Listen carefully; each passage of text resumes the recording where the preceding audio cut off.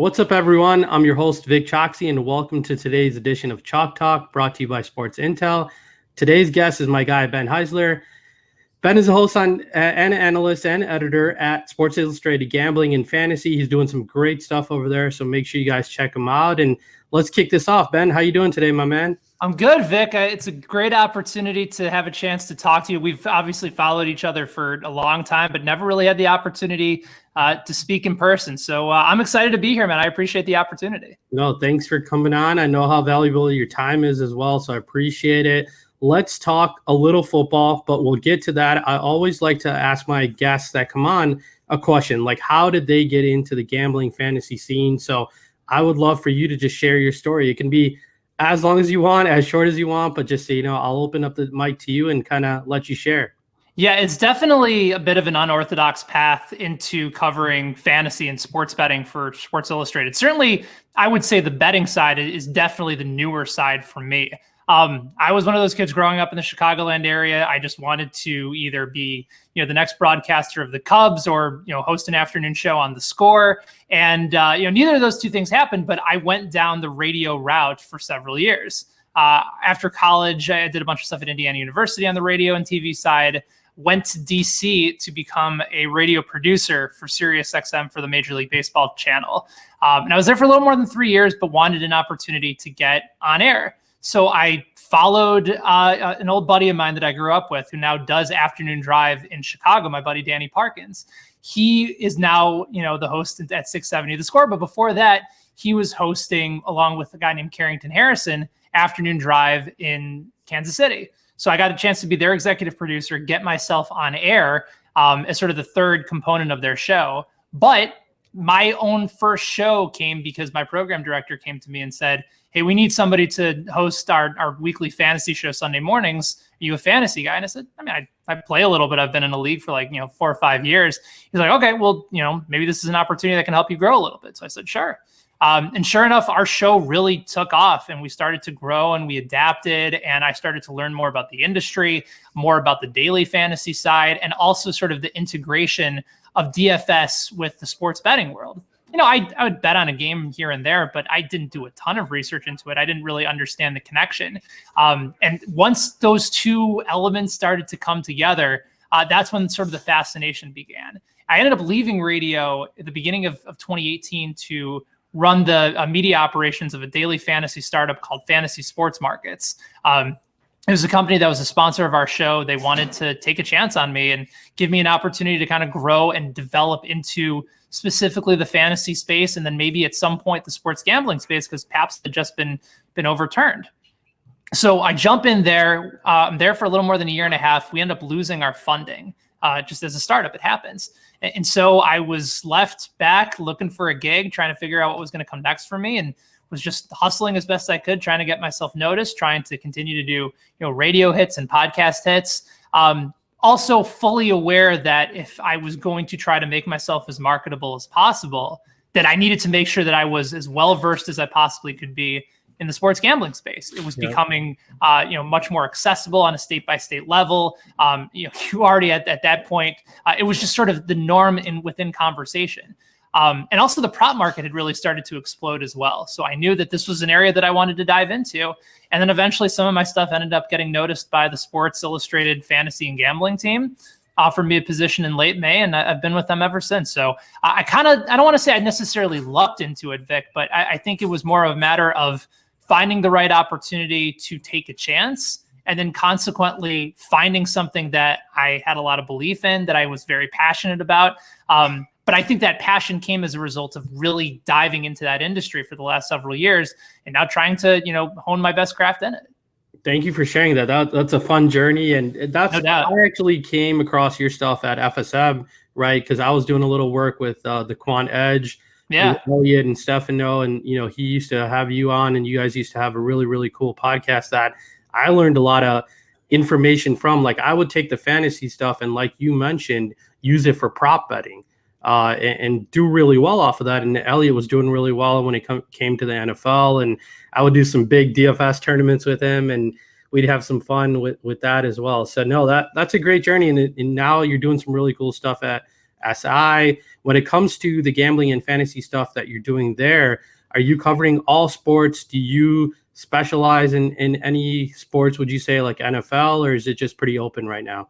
It's fairly open. I know that sort of the best way forward in this industry is to pick a niche, to pick an avenue and really become the best in it as best you can.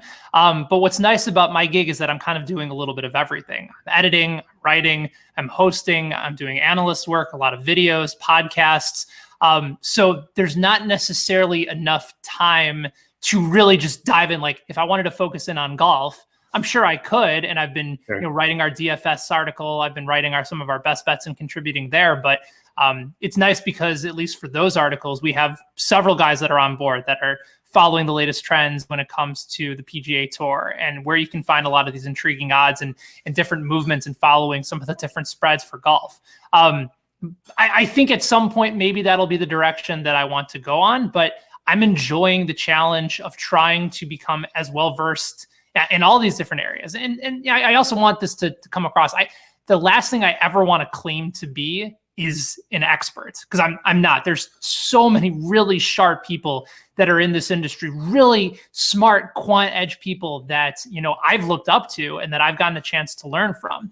And I've sort of applied a lot of their information process into a lot of my research. My goal is to just try and talk to as many smart people as I can and learn from them and try to present that information in a way that's relatable, accessible, because I think a lot of people, Vik, would approach this market and say, well, I'd love to get into sports betting. It seems like a lot of fun, but I don't feel like I have any sort of an edge. I don't feel like I really understand a lot of the movement or why, odds are changing the way that they are. And so I think if you can present it, and this is for a lot of different sports books too, if you can present it in a very concrete, easy, digestible way, I think it's going to make it more fun for a lot of people. It's the same thing with fantasy. You have all sorts of projections and information and models that people can go to. Like it's just extensive.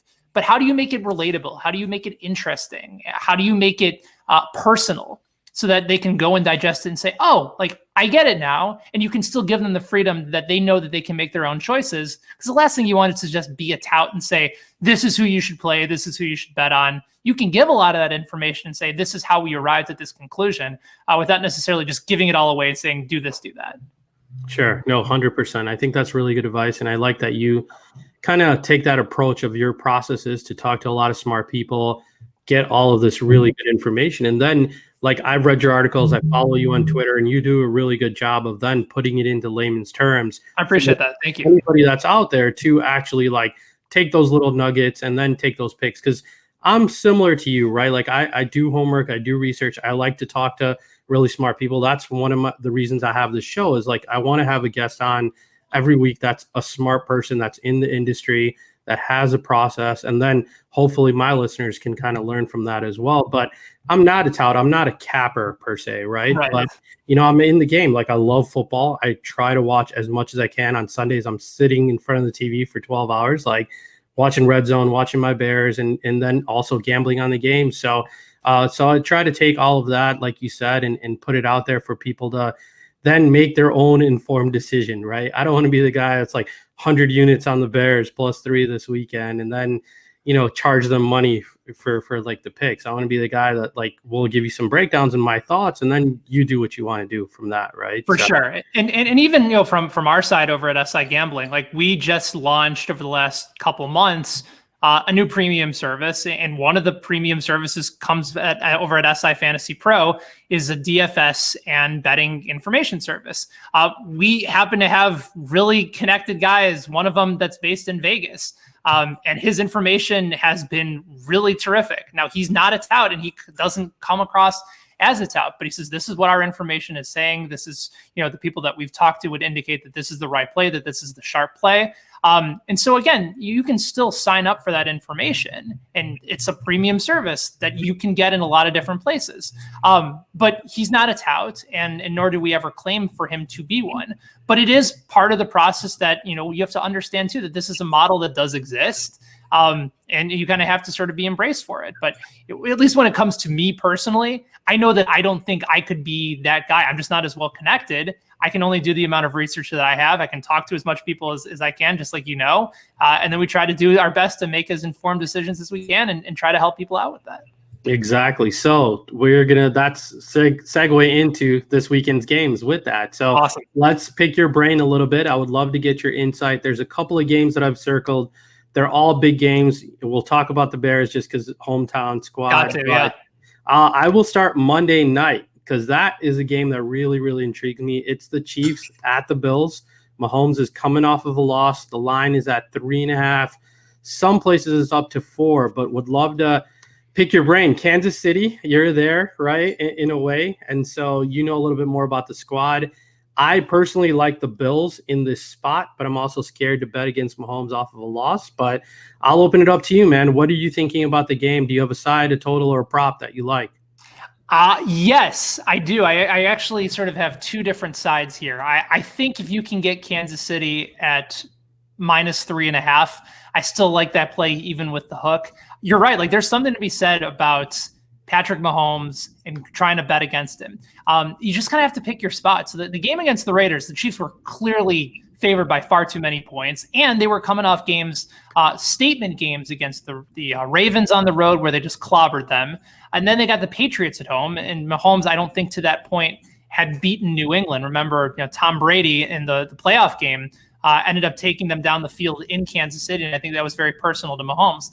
And then you have the Raiders, who basically executed everything they wanted to do. They used Henry Ruggs in sort of that Tyreek Hill sense. I think he caught both of his targets for like 138 yards, just cooked Kansas City secondary. But now they get an opportunity to go up against the Bills, and they're a bit banged up, especially in their secondary. Tre'Davious White might play, may not play. But what surprised me the most, and part of the reason that I'm on the Kansas City side, is here locally, I was stunned, Vik, by Kansas City's sort of reaction to the loss to the Raiders. It's a 16-game season in the middle of a pandemic, and they were issuing like statements on social media saying like, you're not going to see a performance out of us like that again. Like there was so much pride that had clearly been just sort of let go. Like they felt hurt as a result of not getting the job done at home against a divisional team that hadn't won in Kansas City since 2012. So I think they're going to be fired up. And conversely, I think the Bills, after just falling completely flat on the road against Tennessee, yes, they're coming back home, but the Bills Mafia isn't there. There's no fans in the stands. It's almost might be a little bit harder sometimes to get up for those home games, knowing that you don't have the crowd support. So I think it'll be a close game. I think you'll see a bunch of points. I'm probably going to be on the over as well. I think it's currently listed at 56, 57, depending on which sports books you look at. So it's going up every day. Yeah. So I still think that's probably one of the ones where you want to jump in on the total early because the Chiefs secondary still has its issues. But I'm going to go with Kansas City at -3.5.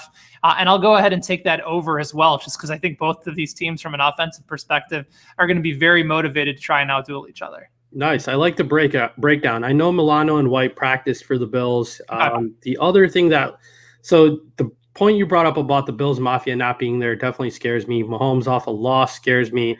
They're banged up for sure. And then the Tuesday game, right? That short turnaround. So I went back and looked at the last Tuesday night game, and that was the Vikings against the Eagles, I believe.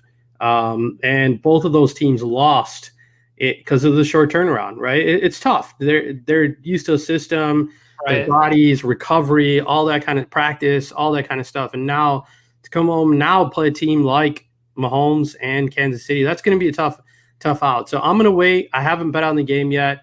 I do like the over, like you suggested, because I think there's going to be points galore and just I don't know, man. Mahomes is just a guy. Again, I'm a Bears fan, because you're from here. Just always thinking about that draft and the what ifs, and every time you see him, I have to hear it every day from my wife, who's a diehard Chiefs fan, and our group of friends who are all diehard Chiefs fans here in Kansas City. The amount of crap that I take for the Bears taking Trubisky when it could have been Mahomes or it could have been Deshaun Watson. Yes, it is a constant reminder.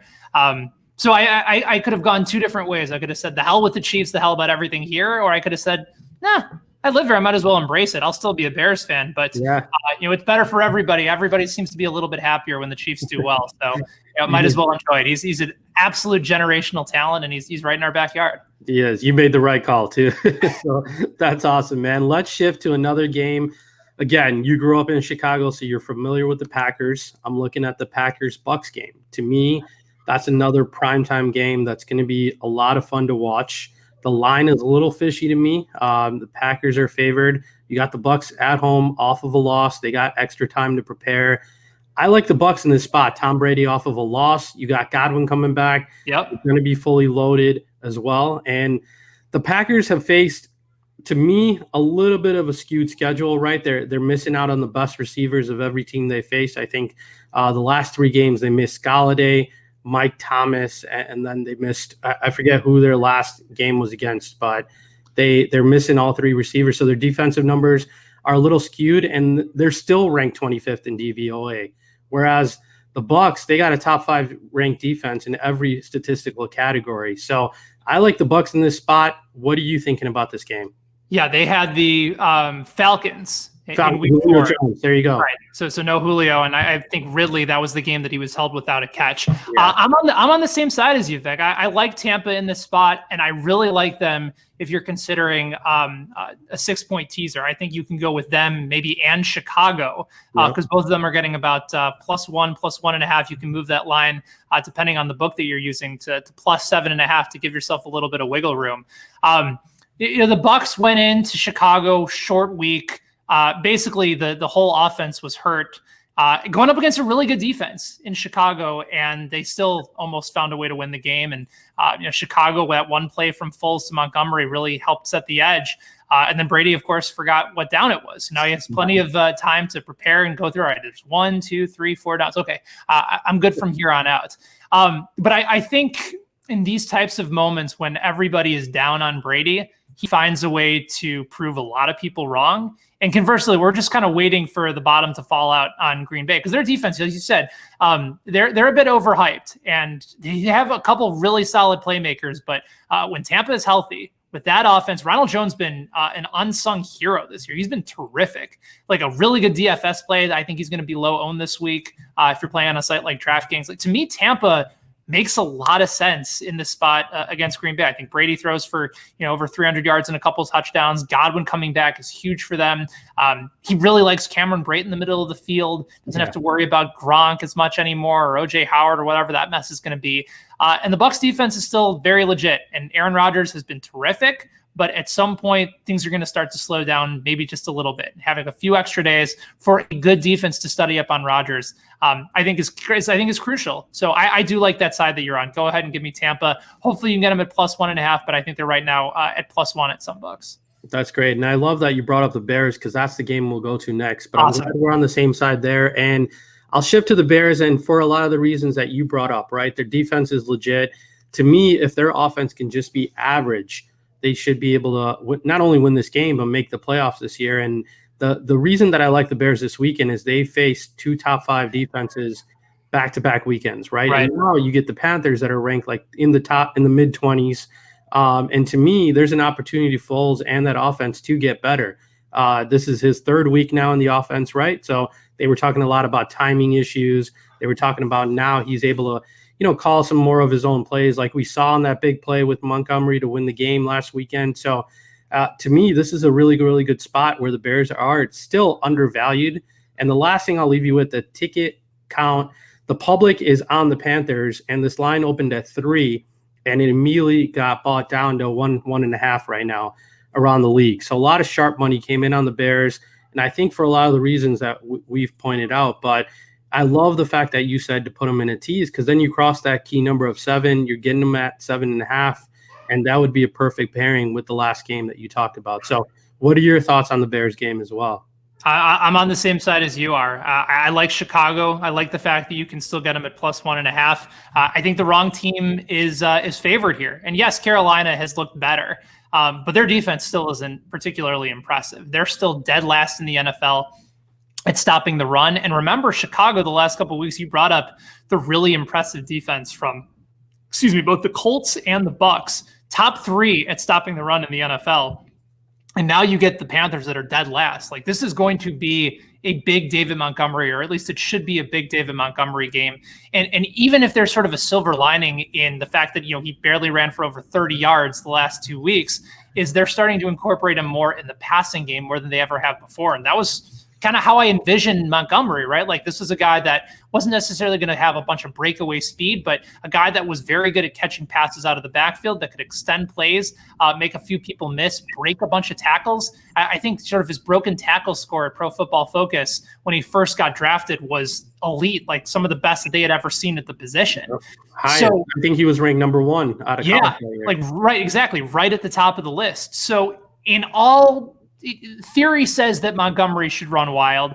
Theory says that Nick Foles, facing off against the worst defense, should take more chances down the field. Allen Robinson has seen about 1 million targets over the last few weeks. Jimmy Graham is seeing red zone opportunities. Like, it's nice to kind of you wish that it was still one of the elite level quarterbacks running Matt Nagy's offense, but at least there are moments now, Vic, where we can look at it and say, oh, I get it. Like, this is what the offense is supposed to look like. And I think you're going to see one of those games against Carolina. So not only will I be on the Bears at +1.5, and again, I like them as a 2-team teaser with Tampa Bay. If you can get it to +7.5 for both of them, I'm going to be on the over on this game as well at 44.5. I think both teams are going to move the ball. Bridgewater's been really efficient. I remember when he faced the Bears last year, he was terrific for the Saints, was really good, really efficient, didn't turn the ball over. And he's got a bunch of really good weapons. Like, that's a good offense. Mike Davis has been a fantasy hero, and he was thrown aside by the Chicago Bears 1 or 2 years ago. So he's a fantasy difference maker. Robbie Anderson, the moment he got away from Adam Gase, is looking like, an elite level wide receiver in the league. They still have DJ Moore. They still have Curtis Samuel. Like, this is a good quality offense that, even with the Bears having a very solid defense, Bridgewater's going to get the ball out quickly, and he's going to take some chances down the field and not turn the ball over. So I see this as sort of being one of those, like 28-24 type games where the over clearly hits. I like that over. I wasn't looking at it, but I'm definitely going to take a peek at it and maybe tail you on that one. So, all right. No, but I like the breakdown exactly, man. The offense is good. Teddy played well against us last year, and he's just, to me, he's a good quarterback, man. He does his job. He gets the job done, and good fit for that offense. Exactly, he's perfect. And you got to give their coach credit, right? I think they've won more games this year than they have the last few seasons. So Matt Rule's doing a great job so far, just straight from college to kind of putting it out there, and without CMC. And who would have expected them to win, right? So it's a good football team. I just think the Bears have a little bit of edge, and I'll take the points this weekend. And the last game I'll leave you with is a big showdown, Steelers-Browns. I feel like the Steelers have owned the Browns for so long, right? Mike Tomlin's undefeated against them at home just because the Browns have always been the Browns, right? I feel like I can say that because I'm a Bears fan, so I can get the crap back from them. But we've all been on similar boats for a long time. We needed a quarterback. We haven't been very good. Similar. So now the Browns last weekend, that was to me one of their biggest wins I've seen just since watching football as a Browns fan to get that win. But now you go into the real deal showdown. Like, can they beat Pittsburgh this weekend? So the line's 3. I see 3.5. I've seen some 4s. I've seen it all over the board. So I've seen smart people on both sides of this game, so I just wanted to pick your insights on this game. Yeah, the fact that the line opened up at -5.5 for Pittsburgh and bet immediately down to +3 or +3.5 for Cleveland was pretty eye-opening. And again, I don't know if it's necessarily an overreaction to a big win at home against the Colts, whose defense, as we mentioned, had been top in DVOA coming into that game. But I have some concerns on the Cleveland side, because the fact that Odell Beckham left today with an illness. Baker Mayfield has been practicing in a limited capacity. He's dealing with a bit of an injury as well. Not sure how healthy he's going to be. And yeah, I think it's definitely in my head, and I'm sure this is, probably sort of that public play in me that is indicating that the Steelers have just owned the Browns, like flat out owned the Browns. And it shouldn't really matter because Tomlin's been there for a while and Cleveland's gone through just a multitude of different head coaches. Kevin Stefanski's impressed me, though, and I like the way that he has set up Cleveland for success. They run a ton of play action. Nick Chubb went down. They didn't skip a beat with Kareem Hunt and Dearness Johnson. If this game gets down to -3 on the Pittsburgh side, I'll probably take the Steelers. If it starts to move even further away, more towards the Steelers side, then I'm going to be tempted to take Cleveland to try and cover. But this might be a stay away game for me, Vic, only because I just don't know if I can trust Cleveland, especially on the road at Pittsburgh. Maybe at home I'd feel a little bit differently. My initial inkling is to take the Steelers here at either -3 or -3.5. But I've been going back and forth on it over the course of the week. It's a tough game, man. I can make arguments for both sides where I feel like Pittsburgh hasn't played that tough of a schedule, right? And even last game, they shouldn't have covered that game. You know, the Eagles were covering the whole time. They missed that field goal, and then Big Ben hits Claypool, I think, with 2 minutes to go. Their defense has been struggling, like especially in the secondary. They've given up a bunch of big plays to teams like Denver covered the spread against them when they really didn't have a whole lot of health. You mentioned Philadelphia. The Giants.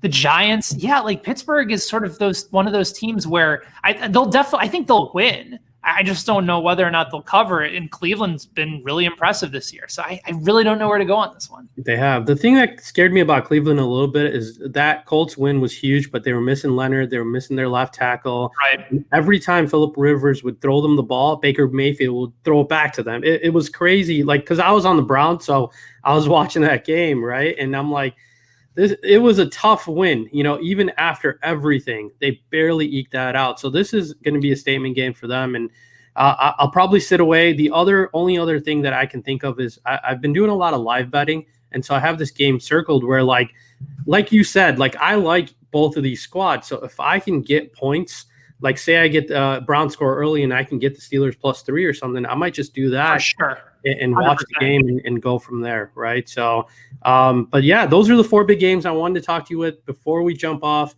I always like to get my guest pick of the week. So it can be anything that you like, a prop, a side, a total. So I'll open it up to you, man. What are you loving this weekend? So there's a couple different games, and a few of them that we talked about are games that I'm going to definitely be betting, including the over in that Bears-Carolina game. I'm very intrigued by sort of that Chiefs-Bills game as well. I kind of like the Cowboys, even though they have not gotten a win against the spread this year. Apparently my son does too. I have to tell him, don't bet on the Cowboys. You're going to lose a lot of whatever your bar mitzvah money is going to be. But I think the game that I like the most is the Sunday night game. Right now, 49ers are getting 3.5 at home after just a beatdown that they witnessed at the hands of the Miami Dolphins last week. And I think they're embarrassed. And Jimmy Garoppolo clearly wasn't himself. They rushed him back from that high ankle sprain. Went with CJ Beathard in the second half, much to my chagrin, considering that I played Garoppolo at a discount on all of my different DraftKings lineups. I thought he was a great play against Miami. The fact that they're 3.5-point dogs at home in a divisional game where the Rams, their offenses look better than maybe I initially thought. I wasn't high on the Rams coming into this year, and I still don't know if I'm really high on them this year. Their secondary has had some sort of issues other than Jalen Ramsey and Aaron Donald up front. I'm not really sure who else is going to be a difference maker for them.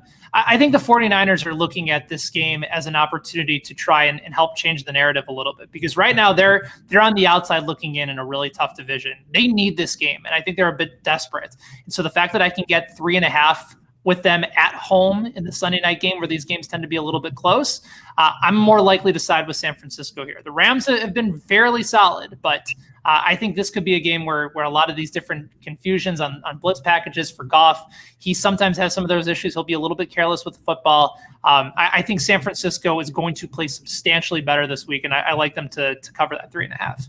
I love the point that you brought up, that they're desperate, just like the Eagles were desperate when they played San Francisco a couple weeks ago, right? So their division's really solid, and they need this win if they want to make the playoffs this year. So you're going to give it all you got. And then the Niners look-ahead line before the season was actually Niners -3. So I know a lot of sharp guys took the Niners just because in their books they're getting like 6 points worth of value on this game, right? For sure. So I'll definitely be on that side as well. I love the Bucs this weekend. I think that's going to be my pick of the week. I think they went straight up. So I might sprinkle a little on the money line. And then I was thinking Bucs Bears teaser too. So same thing like we had talked about both of those games. So that's about it, man. I really appreciate your time. Let everyone know where they can find you on Twitter and some of your work.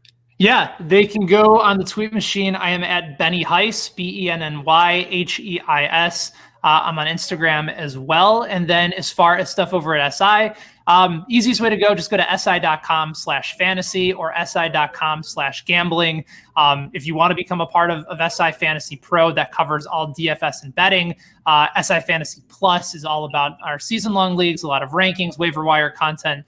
That's all there as well. But yeah, si.com/fantasy, si.com/gambling. That's the easiest place to be able to find our work. And there's a ton of free articles as well. It's not all but behind a paywall. So we're trying to do our best, Vik, to really get an opportunity to connect with a lot of people. I'm really proud of the team that we've started to put together, and it's been a lot of fun. So thanks for having me on, man. This has been a lot of fun, and anytime, I'm always happy to do it. No, thanks again, man. I appreciate it. Let's win some money this weekend. Do it.